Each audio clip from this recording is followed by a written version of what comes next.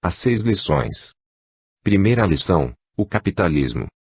Certas expressões usadas pelo povo são, muitas vezes, inteiramente equivocadas. Assim, atribuem-se a capitães de indústria e a grandes empresários de nossos dias epítetos como o rei do chocolate, o rei do algodão ou o rei do automóvel. Ao usar essas expressões, o povo demonstra não ver praticamente nenhuma diferença entre os industriais de hoje e os reis, duques ou lordes de outrora.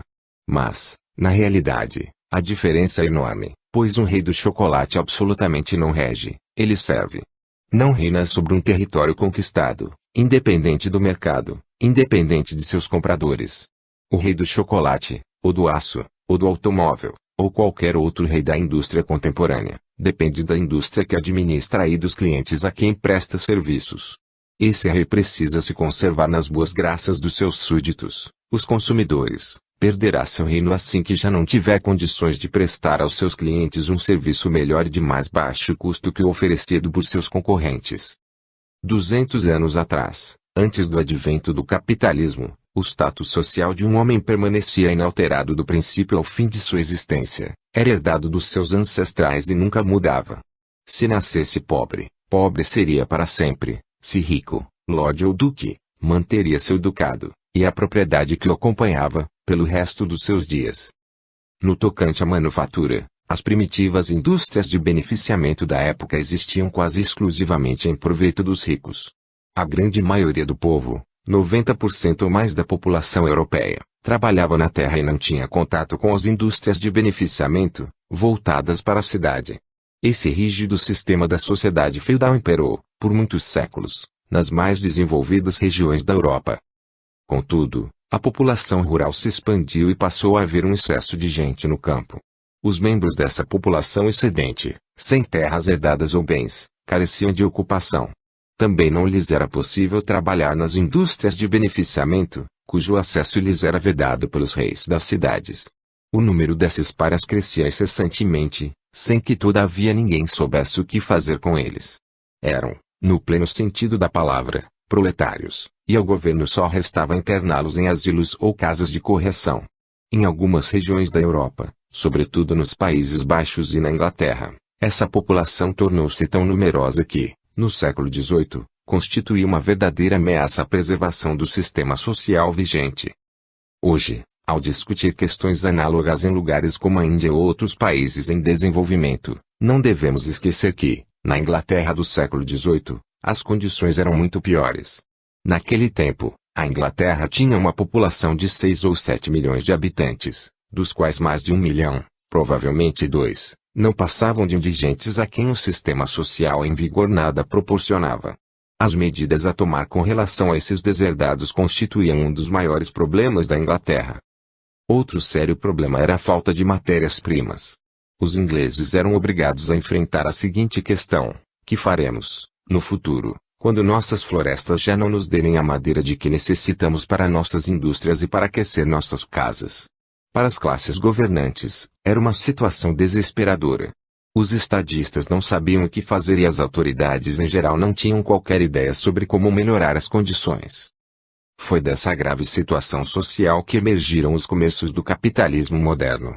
Dentre aqueles párias, aqueles miseráveis, surgiram pessoas que tentaram organizar grupos para estabelecer pequenos negócios, capazes de produzir alguma coisa.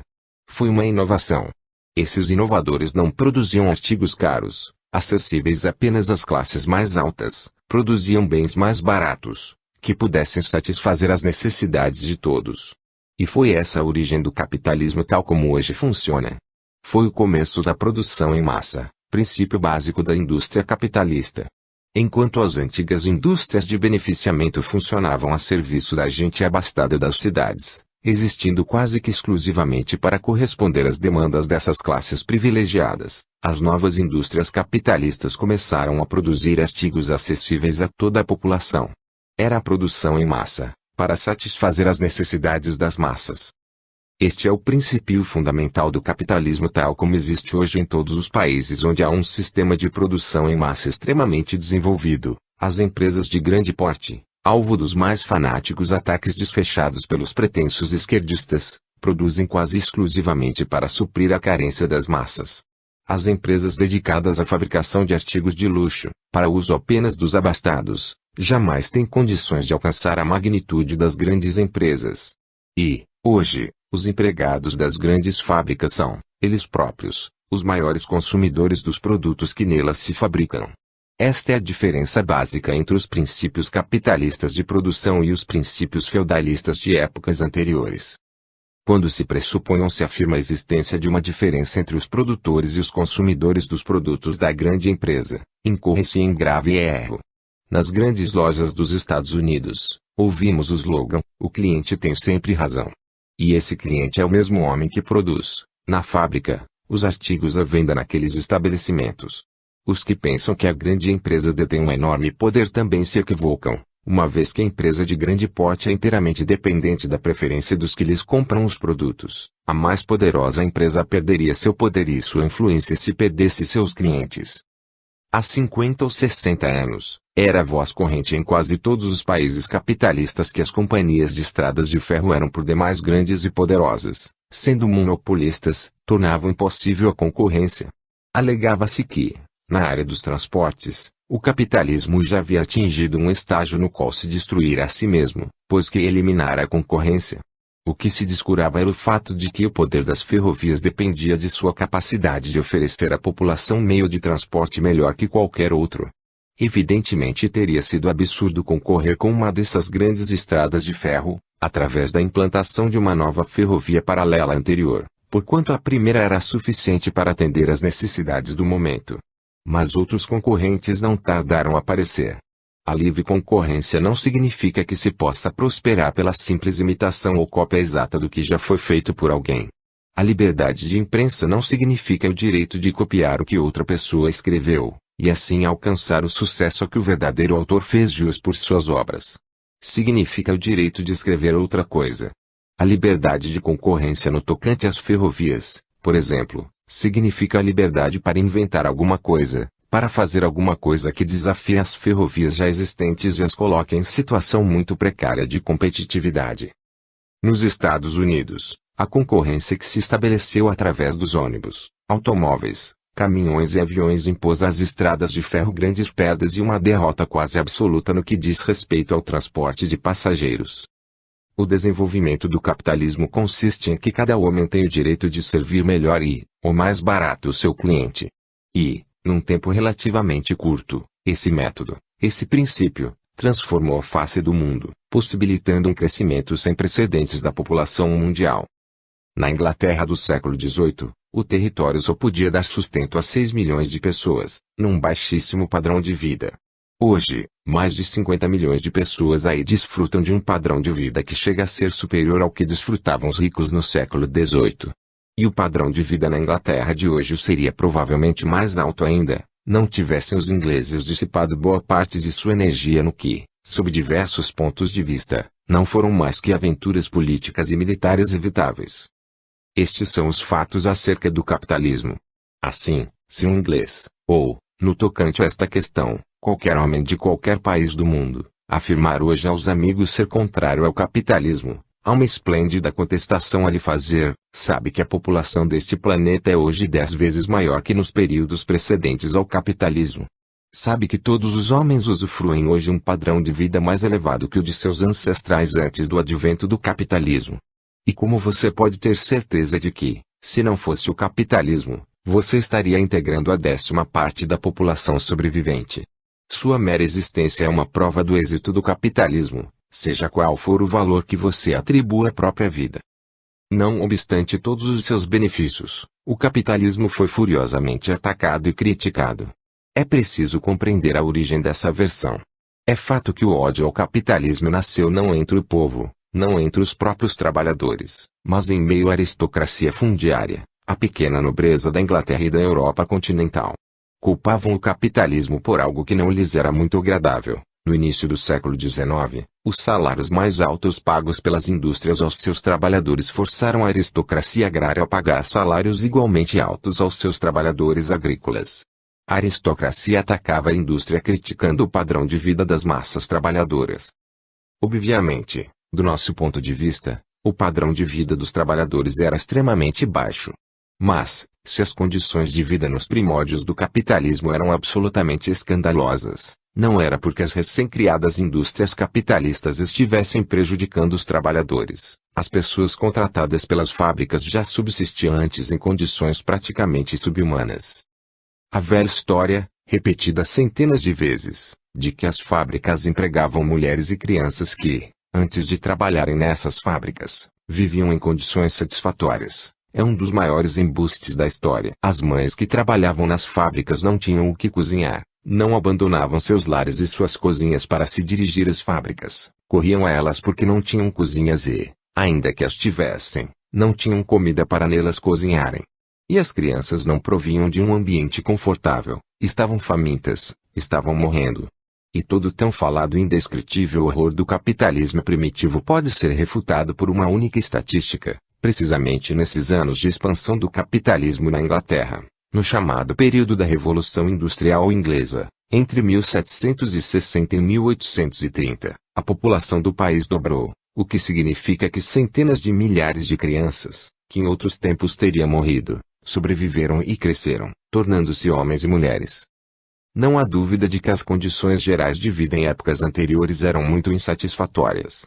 Foi o comércio capitalista que as melhorou. Foram justamente aquelas primeiras fábricas que passaram a suprir, direta ou indiretamente, as necessidades de seus trabalhadores, através da exportação de manufaturados e da importação de alimentos e matérias-primas de outros países.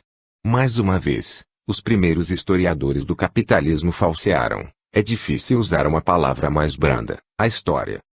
Há uma anedota, provavelmente inventada, que se costuma contar a respeito de Benjamin Franklin. Em visita a um cotonifício na Inglaterra, Benjamin Franklin ouviu do proprietário cheio de orgulho: "Veja, temos aqui tecidos de algodão para a Hungria." Olhando à sua volta e constatando que os trabalhadores estavam em andrajos, Franklin perguntou: "E por que não produz também para os seus empregados?"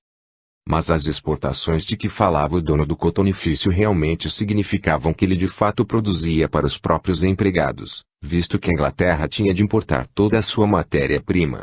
Não possuía nenhum algodão, como também ocorria com a Europa continental. A Inglaterra atravessava uma fase de escassez de alimentos. Era necessária sua importação da Polônia, da Rússia, da Hungria. Assim, as exportações, como as de tecidos, se constituíam no pagamento de importações de alimentos necessários à sobrevivência da população inglesa. Muitos exemplos da história dessa época revelarão a atitude da pequena nobreza e da aristocracia com relação aos trabalhadores. Quero citar apenas dois. Um é o famoso sistema inglês do Sealand. Por tal sistema, o governo inglês pagava a todos os trabalhadores que não chegavam a receber um salário mínimo, oficialmente fixado, a diferença entre o que recebiam e esse mínimo. Isso poupava a aristocracia fundiária o dissabor de pagar salários mais altos. A pequena nobreza continuaria pagando o tradicionalmente baixo salário agrícola, suplementado pelo governo. Evitava-se, assim, que os trabalhadores abandonassem as atividades rurais em busca de emprego nas fábricas urbanas. 80 anos depois, após a expansão do capitalismo da Inglaterra para a Europa continental, mais uma vez verificou-se a reação da aristocracia rural contra o novo sistema de produção. Na Alemanha, os aristocratas prussianos, tendo perdido muitos trabalhadores para as indústrias capitalistas, que ofereciam melhor remuneração, cunharam uma expressão especial para designar o problema: fuga do campo, Landflucht. Discutiu-se, então, no parlamento alemão, que tipo de medida se poderia tomar contra aquele mal, e tratava-se indiscutivelmente de um mal, do ponto de vista da aristocracia rural. O príncipe Bismarck, o famoso chanceler do Reich alemão, disse um dia num discurso: "Encontrei em Berlim um homem que havia trabalhado em minhas terras. Perguntei-lhe, por que deixou minhas terras? Por que deixou o campo? Por que vive agora em Berlim?" E, segundo Bismarck, o homem respondeu: "Na aldeia não se tem, como aqui em Berlim, um Biergarten tão lindo, onde nos podemos sentar, tomar cerveja e ouvir música." Esta é, sem dúvida, uma história contada do ponto de vista do príncipe Bismarck, o empregador. Não seria o ponto de vista de todos os seus empregados. Estes acorriam à indústria porque ela lhes pagava salários mais altos e elevava seu padrão de vida a níveis sem precedentes. Hoje, nos países capitalistas, Há relativamente pouca diferença entre a vida básica das chamadas classes mais altas e a das mais baixas. Ambas têm alimento, roupas e abrigo. Mas no século XVIII, e nos que o precederam, o que distinguia o homem da classe média do da classe baixa era o fato de o primeiro ter sapatos, e o segundo, não. Hoje, nos Estados Unidos, a diferença entre um rico e um pobre reduz-se muitas vezes à diferença entre um Cadillac e um Chevrolet. O Chevrolet pode ser de segunda mão, mas presta a seu dono basicamente os mesmos serviços que o Cadillac poderia prestar, uma vez que também está apto a se deslocar de um local a outro. Mais de 50% da população dos Estados Unidos vive em casas e apartamentos próprios. As investidas contra o capitalismo, especialmente no que se refere aos padrões salariais mais altos, tiveram por origem a falsa suposição de que os salários são, em última análise, pagos por pessoas diferentes daquelas que trabalham nas fábricas. Certamente, nada impede que economistas e estudantes de teorias econômicas tracem uma distinção entre trabalhador e consumidor. Mas o fato é que todo consumidor tem de ganhar, de uma maneira ou de outra, o dinheiro que gasta, e a imensa maioria dos consumidores é constituída precisamente por aquelas mesmas pessoas que trabalham como empregados nas empresas produtoras dos bens que consomem. No capitalismo, os padrões salariais não são estipulados por pessoas diferentes das que ganham os salários, são essas mesmas pessoas que os manipulam. Não é a companhia cinematográfica de Hollywood que paga os salários de um astro das telas, quem os paga é o público que compra ingresso nas bilheterias dos cinemas. E não é o empresário de uma luta de boxe que cobra as enormes exigências de lutadores laureados, mas sim a plateia, que compra entradas para a luta. A partir da distinção entre empregado e empregador, traça-se, no plano da teoria econômica, uma distinção que não existe na vida real. Nesta, empregador e empregado são, em última análise, uma só e a mesma pessoa. Em muitos países há quem considere injusto que um homem obrigado a sustentar uma família numerosa receba o mesmo salário que o outro, responsável apenas pela própria manutenção. No entanto, o problema é não questionar se é o empresário ou não que cabe assumir a responsabilidade pelo tamanho da família de um trabalhador. A pergunta que deve ser feita neste caso é: você, como indivíduo, se disporia a pagar mais por alguma coisa, digamos, um pão, se for informado de que o homem que o fabricou tem 6 filhos? Uma pessoa honesta por certo responderia negativamente, dizendo, em princípio, sim. Mas na prática tenderia a comprar o pão feito por um homem sem filho nenhum. O fato é que o empregador a quem os compradores não pagam o suficiente para que ele possa pagar seus empregados se vê na impossibilidade de levar adiante seus negócios. O capitalismo foi assim batizado não por um simpatizante do sistema, mas por alguém que o tinha na conta do pior de todos os sistemas históricos, da mais grave calamidade que jamais se abatera sobre a humanidade. Esse homem foi Karl Marx. Não há razão, contudo, para rejeitar a designação proposta por Marx, uma vez que ela indica claramente a origem dos grandes progressos sociais ocasionados pelo capitalismo. Esses progressos são fruto da acumulação do capital, baseiam-se no fato de que as pessoas, por via de regra, não consomem tudo o que produzem e no fato de que elas poupam, e investem, parte desse montante.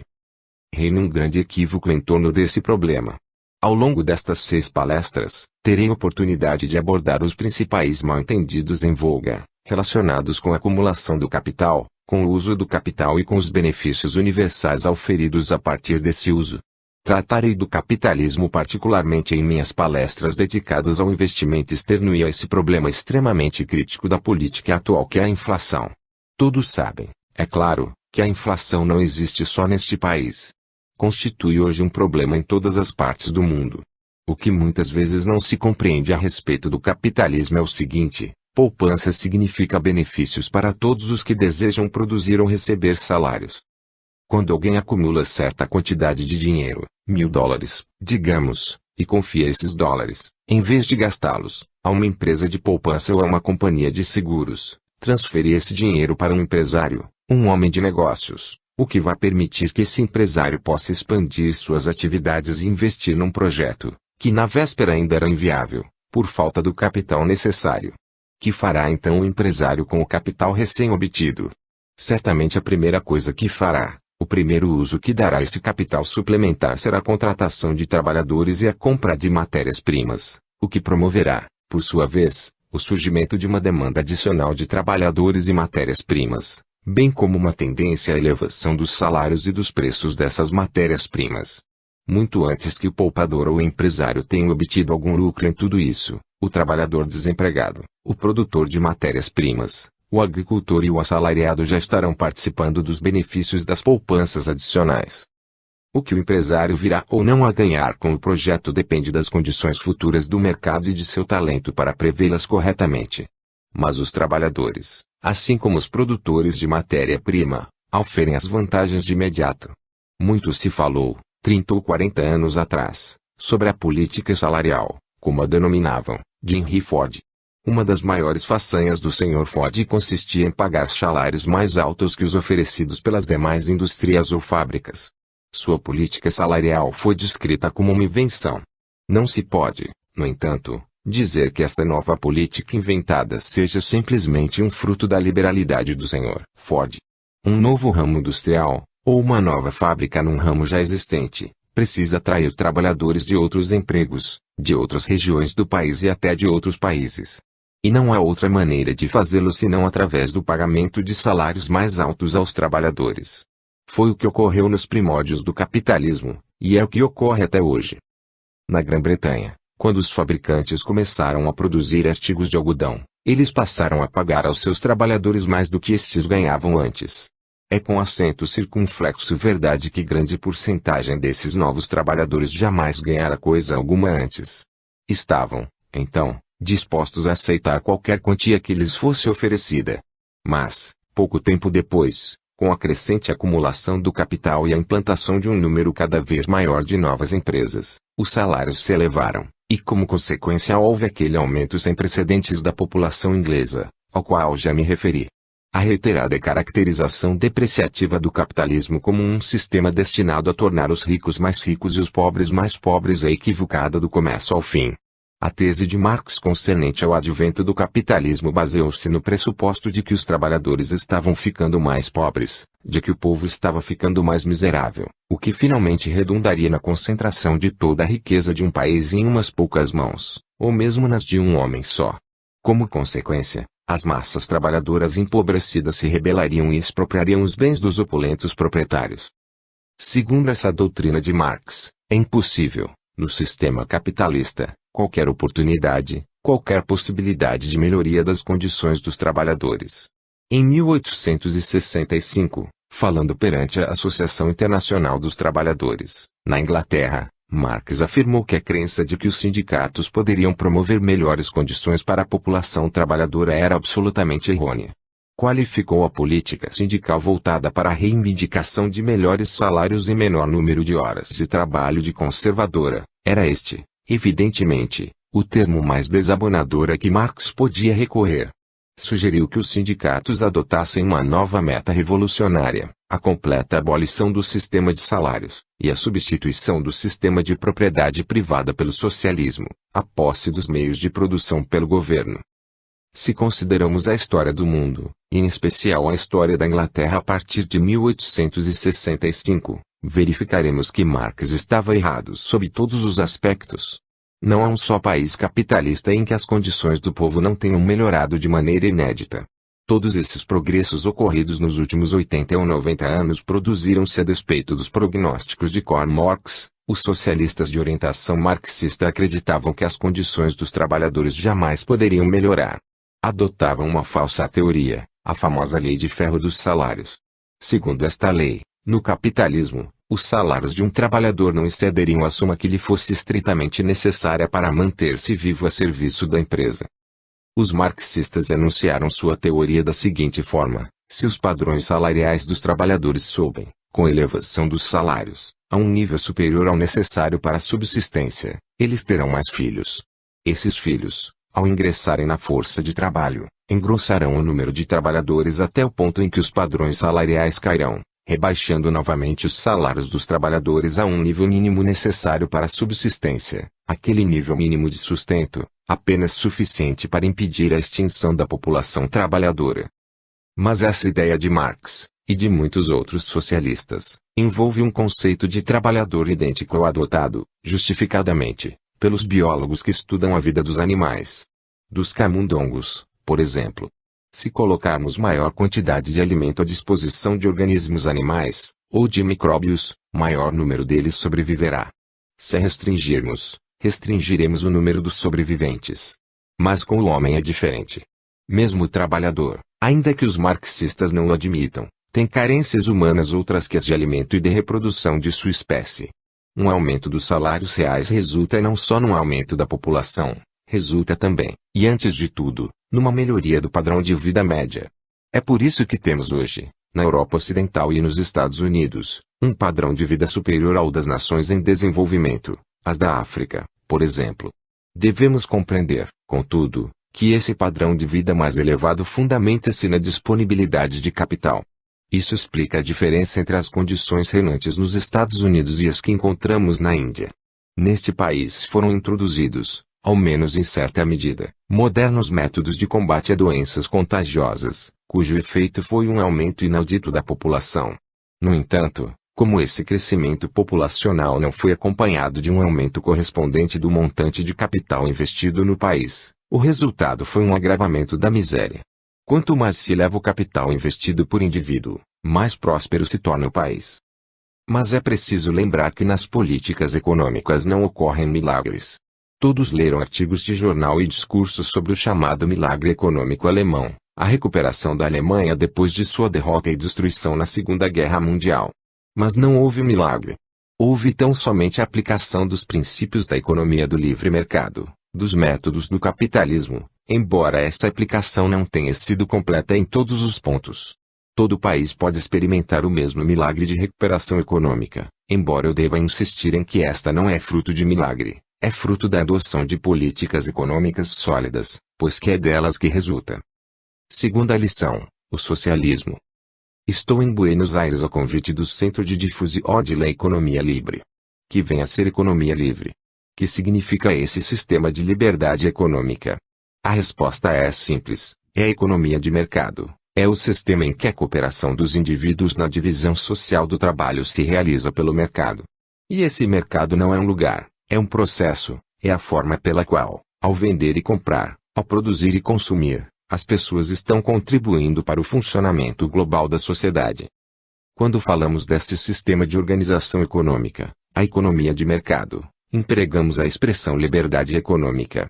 Frequentemente as pessoas se equivocam quanto ao seu significado, supondo que liberdade econômica seja algo inteiramente dissociado de outras liberdades, e que estas outras liberdades, que reputam mais importantes, possam ser preservadas mesmo na ausência de liberdade econômica. Mas liberdade econômica significa, na verdade, que é dado às pessoas que possuem o poder de escolher o próprio modo de se integrar ao conjunto da sociedade. A pessoa tem o direito de escolher sua carreira, tem liberdade para fazer o que quer. É óbvio que não compreendamos liberdade no sentido que hoje tantos atribuem à palavra. O que queremos dizer é antes que, através da liberdade econômica, o homem é libertado das condições naturais. Nada há, na natureza, que possa ser chamado de liberdade, há apenas a regularidade das leis naturais, a que o homem é obrigado a obedecer para alcançar qualquer coisa. Quando se trata de seres humanos, atribuímos à palavra liberdade o significado exclusivo de liberdade na sociedade. Não obstante, muitos consideram que as liberdades sociais são independentes umas das outras. Os que hoje se intitulam liberais têm reivindicado programas que são exatamente o oposto das políticas que os liberais do século XIX defendiam em seus programas liberais. Os pretensos liberais de nossos dias sustentam a ideia muito difundida de que as liberdades de expressão, de pensamento, de imprensa, de culto, de encarceramento sem julgamento podem, todas elas, ser preservadas mesmo na ausência do que se conhece como liberdade econômica. Não se dão conta de que, num sistema desprovido de mercado, em que o governo determina tudo, todas essas outras liberdades são ilusórias, ainda que postas em forma de lei inscritas na Constituição. Tomemos como exemplo a liberdade de imprensa.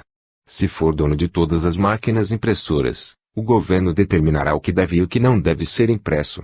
Nesse caso, a possibilidade de se publicar qualquer tipo de crítica às ideias oficiais torna-se praticamente nula. A liberdade de imprensa desaparece. E o mesmo se aplica a todas as demais liberdades.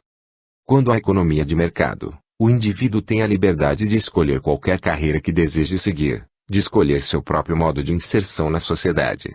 Num sistema socialista é diferente, as carreiras são decididas por decreto do governo. Este pode ordenar às pessoas que não lhe sejam gratas, aquelas cuja presença não lhe pareça conveniente em determinadas regiões, que se mudem para outras regiões e outros lugares. E sempre há como justificar e explicar semelhante procedimento. Declara-se que o plano governamental exige a presença desse eminente cidadão a 5.000 milhas de distância do local onde ele estava sendo ou poderia ser incômodo aos detentores do poder. É verdade que a liberdade possível numa economia de mercado não é uma liberdade perfeita no sentido metafísico. Mas a liberdade perfeita não existe. É só no âmbito da sociedade que a liberdade tem algum significado. Os pensadores que desenvolveram, no século XVIII, a ideia da lei natural, sobretudo Jean-Jacques Rousseau, acreditavam que um dia, num passado remoto, os homens haviam desfrutado de algo chamado liberdade natural. Mas nesses tempos remotos os homens não eram livres, estavam à mercê de todos os que fossem mais fortes que eles mesmos. As famosas palavras de Rousseau, o homem nasceu livre, se encontra acorrentado em toda parte, talvez soem bem, mas na verdade o homem não nasceu livre. Nasceu como uma frágil criança de peito. Sem a proteção dos pais, sem a proteção proporcionada a esses pais pela sociedade, não teria podido sobreviver. Liberdade na sociedade significa que um homem depende tanto dos demais como estes dependem dele. A sociedade, quando regida pela economia de mercado, pelas condições da economia livre, apresenta uma situação em que todos prestam serviços aos seus concidadãos e são, em contrapartida, por eles servidos. Acredita-se que existem na economia de mercado chefões que não dependem da boa vontade e do apoio dos demais cidadãos. Os capitães de indústria, os homens de negócios, os empresários seriam os verdadeiros chefões do sistema econômico. Mas isso é uma ilusão. Quem manda no sistema econômico são os consumidores. Se estes deixam de prestigiar um ramo de atividades, os empresários deste ramo são compelidos ou a abandonar sua eminente posição no sistema econômico, ou a ajustar suas ações aos desejos e às ordens dos consumidores. Uma das mais notórias divulgadoras do comunismo foi Beatrice Potter, nome de solteira de Lady Passfield, também muito conhecida pelo nome do marido, Sidney Webb. Essa senhora, filha de um rico empresário, trabalhou quando jovem como secretária do pai. Em suas memórias, ela escreve: nos negócios de meu pai, todos tinham de obedecer às ordens dadas por ele, o chefe. Só ele competia dar ordens, e a ele ninguém dava ordem alguma. Esta é uma visão muito acanhada. Seu pai recebia ordens, dos consumidores, dos compradores. Lamentavelmente, ela não foi capaz de perceber essas ordens, não foi capaz de perceber o que ocorre numa economia de mercado, exclusivamente voltada que estava para as ordens expedidas dentro dos escritórios ou da fábrica do pai. Diante de todos os problemas econômicos, devemos ter em mente as palavras que o grande economista francês Frédéric Bastiat usou como título de um de seus brilhantes ensaios: "Si on voit et si on ne voit pas o que se vê e o que não se vê." Para compreender como funciona um sistema econômico, temos de levar em conta não só o que pode ser visto, mas também o que não pode ser diretamente percebido. Por exemplo, uma ordem dada por um chefe a um contínuo pode ser ouvida por aqueles que estejam na mesma sala. O que não se pode ouvir são as ordens dadas ao chefe por seus clientes.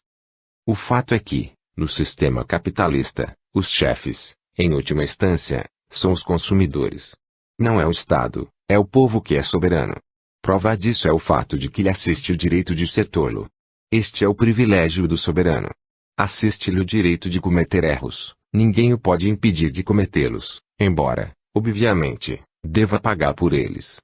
Quando afirmamos que o consumidor é supremo ou soberano, não estamos afirmando que está livre de erros, que sempre sabe o que melhor lhe conviria. Muitas vezes os consumidores compram ou consomem artigos que não deviam comprar ou consumir. Mas a ideia de que uma forma capitalista de governo pode impedir, através de um controle sobre o que as pessoas consomem, que elas se prejudiquem, é falsa. A visão do governo como uma autoridade paternal, um guardião de todos, é própria dos adeptos do socialismo. Nos Estados Unidos, o governo empreendeu certa feita, há alguns anos, uma experiência que foi qualificada de nobre. Essa nobre experiência consistiu numa lei que declarava ilegal o consumo de bebidas tóxicas. Não há dúvida de que muita gente se prejudica ao beber conhaque e uísque em excesso. Algumas autoridades nos Estados Unidos são contrárias até mesmo ao fumo. Certamente há muitas pessoas que fumam demais, não obstante o fato de que não fumar seria melhor para elas. Isso suscita um problema que transcende muito a discussão econômica, põe a nu o verdadeiro significado da liberdade. Se admitirmos que é bom impedir que as pessoas se prejudiquem bebendo ou fumando em excesso, haverá quem pergunte, será que o corpo é tudo?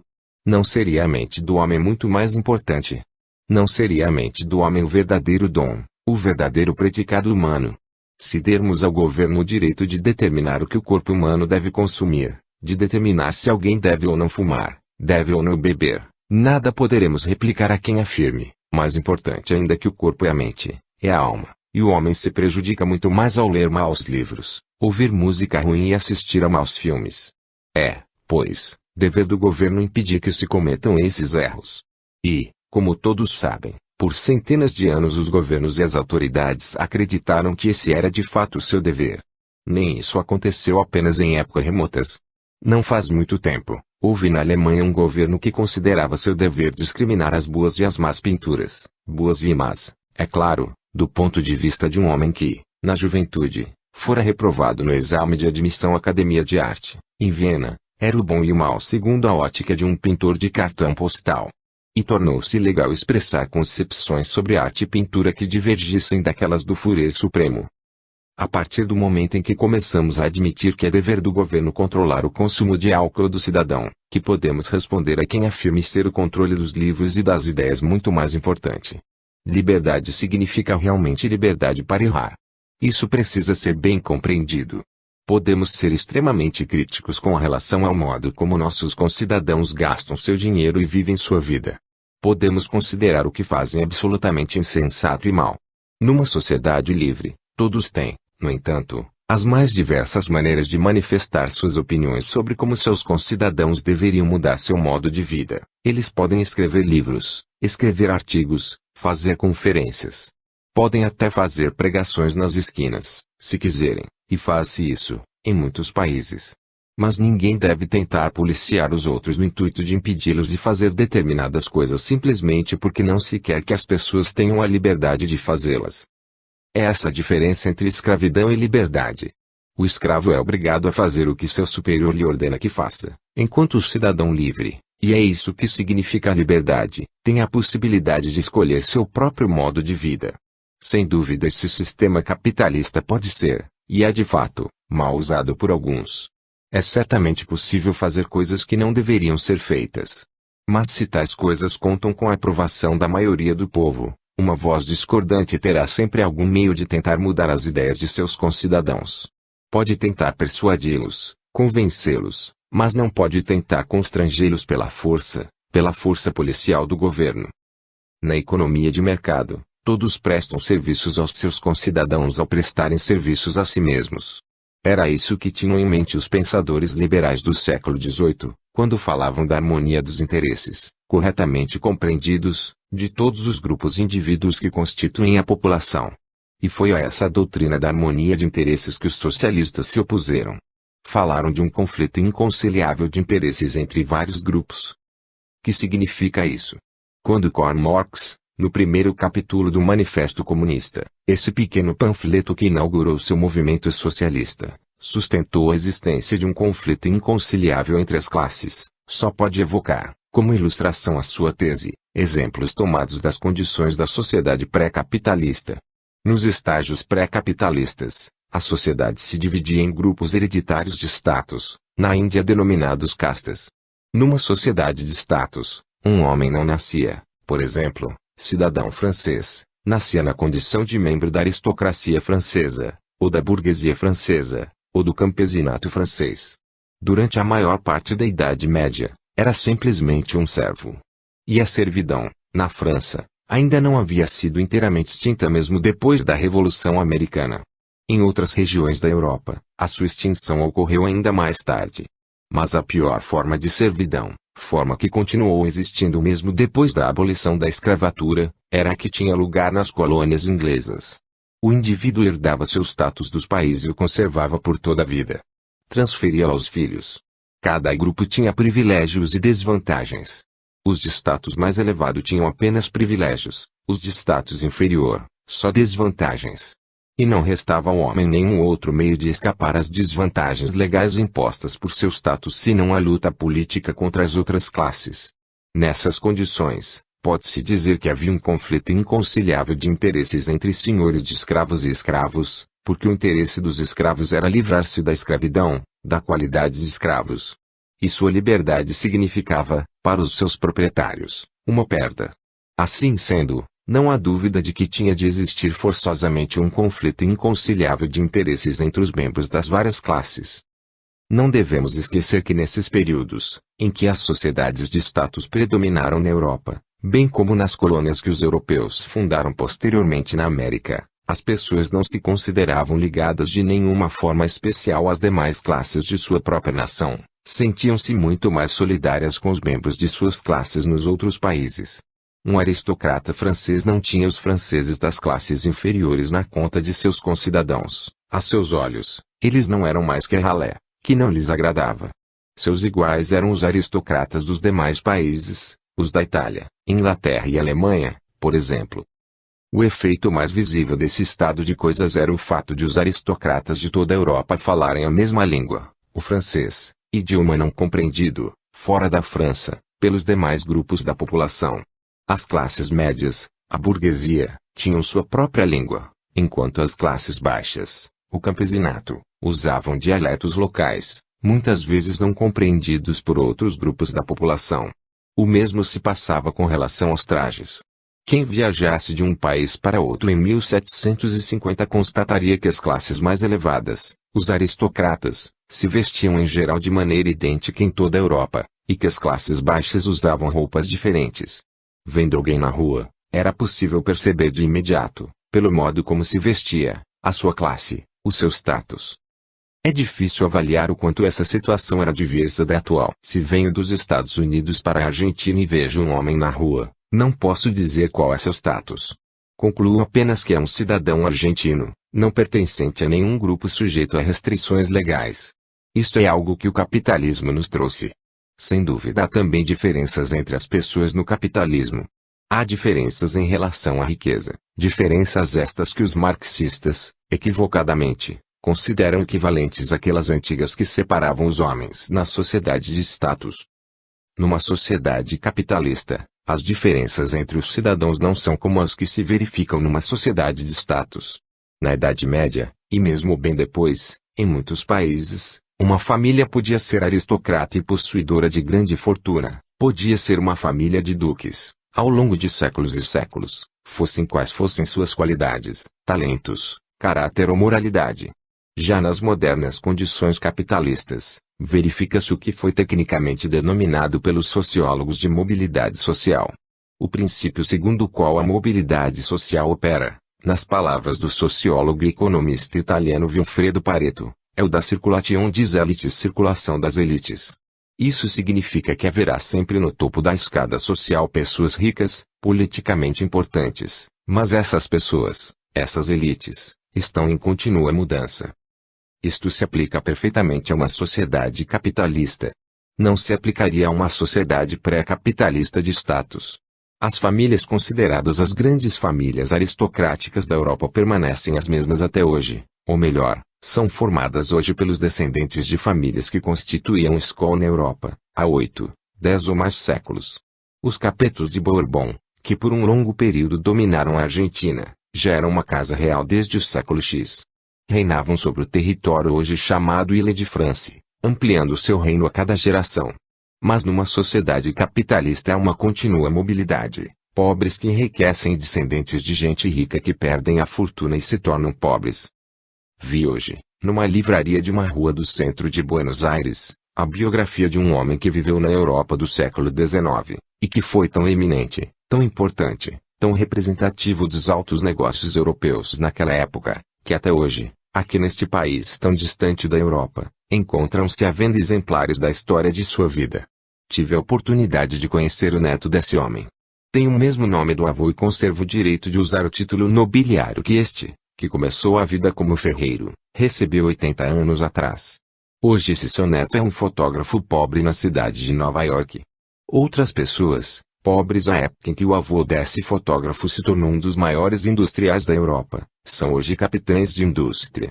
Todos são livres para mudar seu status, é isso que distingue o sistema de status do sistema capitalista de liberdade econômica, em que as pessoas só podem culpar a si mesmas se não chegam a alcançar a posição que almejam. O mais famoso industrial do século XX continua sendo Henry Ford. Ele começou com umas poucas centenas de dólares emprestados por amigos e, em muito pouco tempo, implantou um dos mais importantes empreendimentos de grande vulto do mundo. E podemos encontrar centenas de casos semelhantes todos os dias. Diariamente o New York Times publica longas notas sobre pessoas que faleceram. Lendo essas biografias, podemos deparar, por exemplo, com o nome de um eminente empresário que tenha iniciado a vida como vendedor de jornais nas esquinas de Nova York.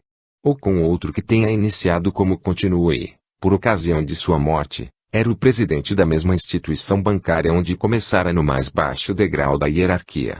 Evidentemente, nem todos conseguem alcançar tais posições. Nem todos querem alcançá-las. Há pessoas mais interessadas em outras coisas, para elas, no entanto, há hoje certos caminhos que não estavam abertos nos tempos da sociedade feudal, na época da sociedade de status. O sistema socialista, contudo, proíbe essa liberdade fundamental que é a escolha da própria carreira. Nas condições socialistas há uma única autoridade econômica, e esta detém o poder de determinar todas as questões atinentes à produção. Um dos traços característicos de nossos dias é o uso de muitos nomes para designar uma mesma coisa. Um sinônimo de socialismo e comunismo é planejamento. Quando falam de planejamento, as pessoas se referem, evidentemente, a um planejamento central, o que significa um plano único, feito pelo governo, um plano que impede todo o planejamento feito por outra pessoa. Uma senhora inglesa, que é também membro da Câmara Alta, escreveu um livro intitulado Plan ou No Plan, obra muito bem recebida no mundo inteiro. Que significa o título desse livro? Ao falar de plano, a autora se refere unicamente ao tipo de planejamento concebido por Lenin, Stalin e seus sucessores, o tipo que determina todas as atividades de todo o povo de uma nação. Por conseguinte, essa senhora só leva em conta o planejamento central, que exclui todos os planos pessoais que os indivíduos possam ter. Assim sendo, seu título, Plan ou No Plan, revela-se um logro, uma burla. A alternativa não está em plano central versus nenhum plano. Na verdade, a escolha está entre o planejamento total feito por uma autoridade governamental central e a liberdade de cada indivíduo para traçar os próprios planos, fazer o próprio planejamento. O indivíduo planeja sua vida todos os dias, alterando seus planos diários sempre que queira. O homem livre planeja diariamente, segundo suas necessidades.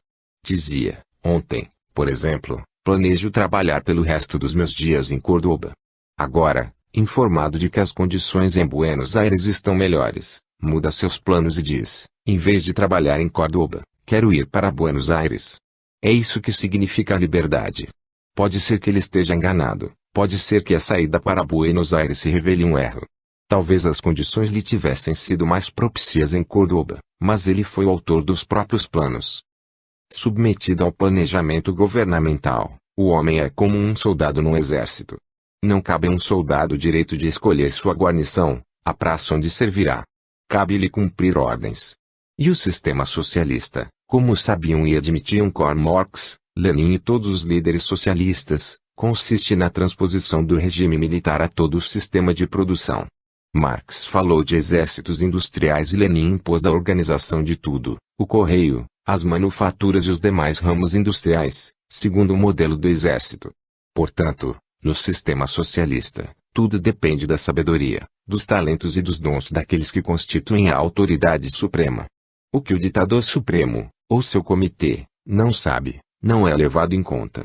Mas o conhecimento acumulado pela humanidade em sua longa história não é algo que uma só pessoa possa deter. Acumulamos, ao longo dos séculos, um volume tão incomensurável de conhecimentos científicos e tecnológicos, que se torna humanamente impossível ao indivíduo o domínio de todo esse cabedal, por extremamente bem dotado que ele seja. Acresce que os homens são diferentes, desiguais. E sempre o serão. Alguns são mais dotados em determinado aspecto, menos em outro. E aos que têm o dom de descobrir novos caminhos, de mudar os rumos do conhecimento. Nas sociedades capitalistas, o progresso tecnológico e econômico é promovido por esses homens. Quando alguém tem uma ideia, procura encontrar algumas outras pessoas argutas o suficiente para perceberem o valor de seu achado. Alguns capitalistas que ousam perscrutar o futuro, que se dão conta das possíveis consequências dessa ideia, começaram a pô-la em prática. Outros, a princípio, poderão dizer, são os loucos, mas deixarão de dizê-lo quando constatarem que o empreendimento que qualificavam de absurdo ou loucura está florescendo, e que toda a gente está feliz por comprar seus produtos. No sistema marxista, por outro lado, o corpo governamental supremo deve primeiro ser convencido do valor de uma ideia antes que ela possa ser levada adiante. Isso pode ser algo muito difícil, uma vez que o grupo detentor do comando, ou o ditador supremo em pessoa, tem o poder de decidir. E se essas pessoas, por razões de indolência, senilidade, falta de inteligência ou de instrução, forem incapazes de compreender o significado da nova ideia, o novo projeto não será executado. Podemos evocar exemplos da história militar. Napoleão era indubitavelmente um gênio em questões militares, não obstante, viu-se certa feita diante de um grave problema. Sua incapacidade para resolvê-lo culminou na sua derrota e no subsequente exílio na solidão de Santa Helena. O problema de Napoleão podia se resumir a uma pergunta: como conquistar a Inglaterra? Para fazê-lo, precisava de uma esquadra capaz de cruzar o Canal da Mancha. Houve, então, pessoas que lhe garantiram conhecer um meio seguro de levar a cabo aquela travessia. Estas pessoas, numa época de embarcações à vela, traziam a nova ideia de barcos movidos a vapor. Mas Napoleão não compreendeu sua proposta. Depois, houve o famoso Generalstab da Alemanha. Antes da Primeira Guerra Mundial, o Estado-Maior alemão era universalmente considerado insuperável em ciência militar. Reputação análoga tinha o Estado-Maior do General Foch, na França. Mas nem os alemães nem os franceses, que, sob o comando do General Foch, derrotaram posteriormente os alemães, perceberam a importância da aviação para fins militares. O Estado-Maior alemão declarava: a aviação é um mero divertimento, voar é bom para os desocupados. Do ponto de vista militar, só Zeppelins têm importância. E os franceses eram da mesma opinião. Mais tarde, no intervalo entre as duas guerras mundiais, nos Estados Unidos, um general se convenceu de que a aviação seria de extrema importância na guerra que se aproximava. Mas todos os peritos do país pensavam o contrário. Ele não conseguiu convencê-los. Sempre que tentamos convencer um grupo de pessoas que não depende diretamente da solução de um problema, o fracasso é certo. Isso se aplica também aos problemas não econômicos. Muitos pintores, poetas, escritores e compositores já se queixaram de que o público não reconhecia sua obra, o que os obrigava a permanecerem na pobreza. Não há dúvida de que o público pode ter julgado mal, mas, quando promulgam que o governo deve subsidiar os grandes artistas, pintores e escritores, esses artistas estão completamente errados. A quem deveria o governo confiar a tarefa de decidir se determinado estreante é ou não, de fato, um grande pintor? Teria de se valer da apreciação dos críticos e dos professores de história da arte, que, sempre voltados para o passado, até hoje deram raras mostras de talento no que tange à descoberta de novos gênios. Essa é a grande diferença entre um sistema de planejamento e um sistema em que é dado a cada um planejar e agir por conta própria. É verdade, obviamente, que grandes pintores e grandes escritores suportaram, muitas vezes, situações de extrema penúria. Podem ter tido êxito em sua arte, mas nem sempre em ganhar dinheiro. Van Gogh foi por certo um grande pintor. Teve de sofrer agruras insuportáveis e acabou por se suicidar, aos 37 anos de idade. Em toda a sua existência, vendeu apenas uma tela, comprada por um primo. Afora essa única venda, viveu do dinheiro do irmão, que, apesar de não ser artista nem pintor, compreendia as necessidades de um pintor. Hoje, não se compra um Van Gogh por menos de 100 ou 200 mil dólares. No sistema socialista, o destino de Van Gogh poderia ter sido diverso. Algum funcionário do governo teria perguntado a alguns pintores famosos, a quem Van Gogh seguramente nem sequer teria considerado artistas, se aquele jovem, um tanto louco, ou completamente louco, era de fato um pintor que valesse a pena subsidiar. E com toda certeza eles teriam respondido: não, não é um pintor, não é um artista, não passa de uma criatura que desperdiça tinta, e o teriam enviado a trabalhar numa indústria de laticínios, ou para um hospício. Todo esse entusiasmo pelo socialismo manifestado pelas novas gerações de pintores, poetas, músicos, jornalistas, atores, baseia-se, portanto, numa ilusão. Refiro-me a isso porque esses grupos estão entre os mais fanáticos defensores da concepção socialista. Quando se trata de escolher entre o socialismo e o capitalismo como sistema econômico, o problema é um tanto diferente. Os teóricos do socialismo jamais suspeitaram que a indústria moderna, juntamente com todos os processos do moderno mundo dos negócios, se basearia no cálculo. Os engenheiros não são, de maneira alguma, os únicos a planejarem com base em cálculos. Também os empresários são obrigados a fazê-lo.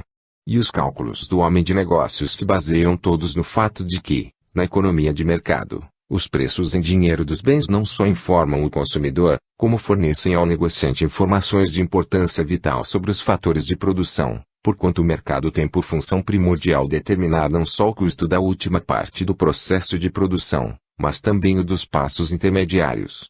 O sistema de mercado é indissociável do fato de que há uma divisão mentalmente calculada do trabalho entre os vários empresários que disputam entre si os fatores de produção, as matérias-primas, as máquinas, os instrumentos, e o fator humano de produção, ou seja, os salários pagos à mão de obra.